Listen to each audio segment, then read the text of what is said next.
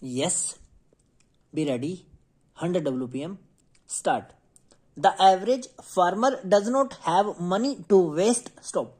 Nor can he afford undue risks. Stop. He will not experiment on his own unless he is certain that the experiments have succeeded elsewhere. Stop.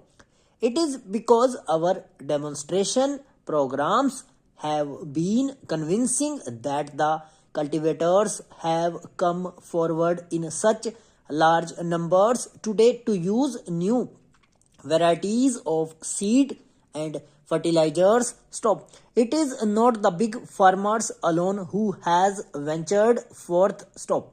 The small farmers enthusiasm is even greater.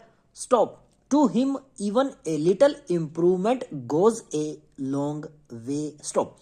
In the new agricultural program, he sees the opportunity to fulfill his numerous small needs which have so long been neglected. Stop.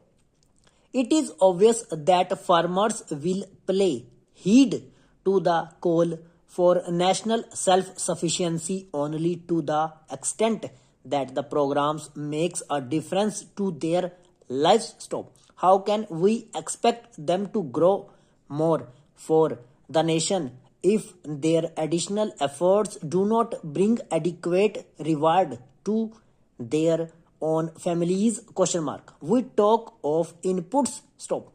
But in scientific agriculture, the most important input of all is the human input. Stop. Modern farming is a far cry from spreading the seed and leaving the rest to the sun, rain, and stars. Stop.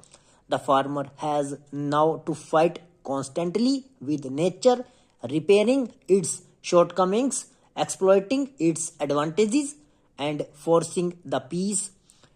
Stop. This calls for greater knowledge and training on the farmer's part. Stop. In turn, the administrative agency has to so devise farm information that even the normally literate farmer can understand and utilize it. Stop. Over.